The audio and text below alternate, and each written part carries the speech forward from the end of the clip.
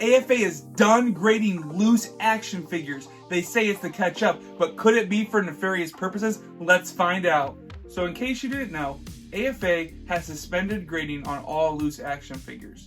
Now they say it's because people complain about the long turnaround times.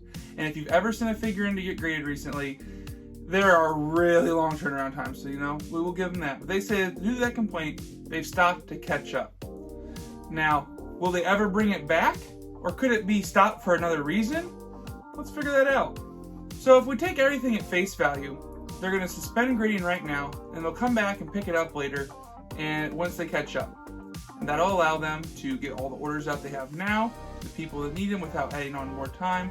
And when they start accepting orders again, it'll probably be at a higher price point to discourage people from submitting so much and help them keep it in at a better flow.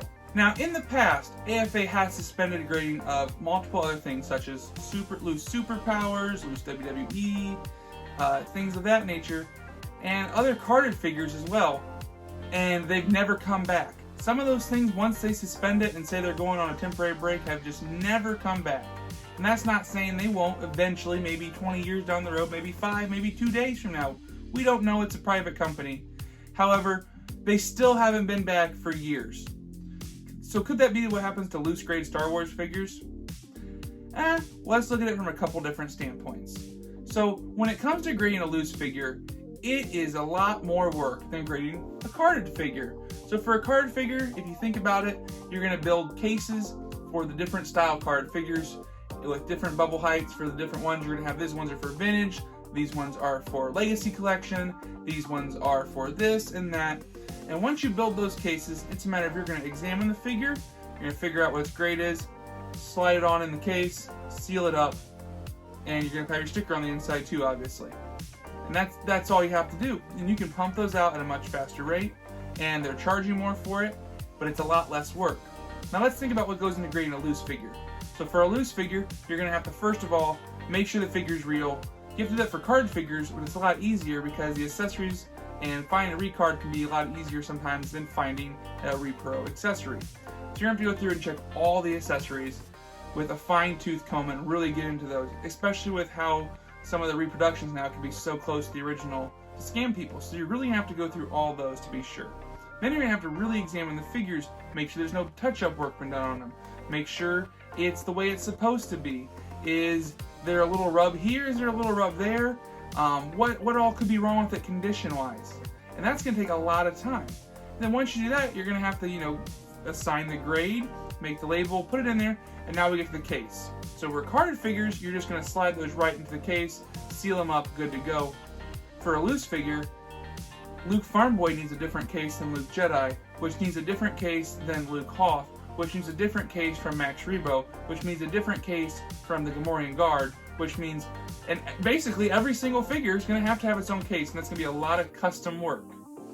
And that's going to take a lot more time, a lot more man hours, but yet they're still grading it at a cheaper price than a card figure, which tells me the profit margin most likely is not there for them. So there's not going to be as big as a financial incentive to get that going again.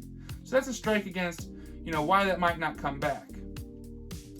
So, we could accept that at face value. We could say, that's it, that's how it's going to be, and they're stopping to catch up.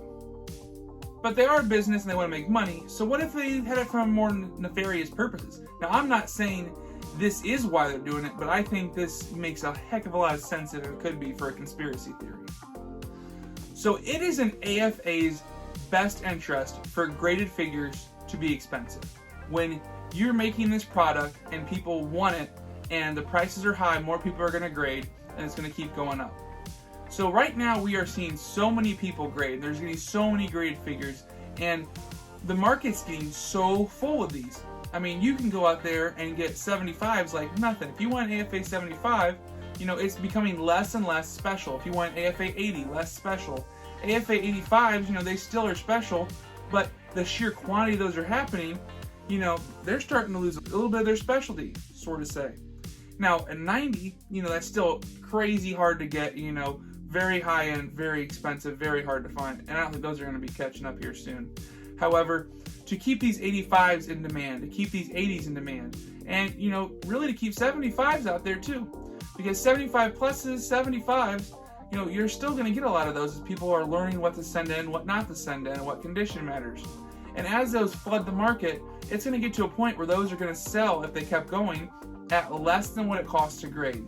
And when that starts happening, less and less people are going to start grading, and it's just not going to be good for the market, because once the 75s fall, now the 80s are going to fall. Once the 80s start to fall, the 85s are going to fall.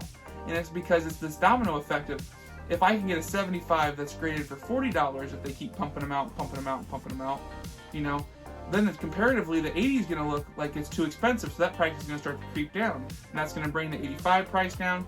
So it is in their best interest to make sure the market is high and to make sure that the supply is not outpacing the demand.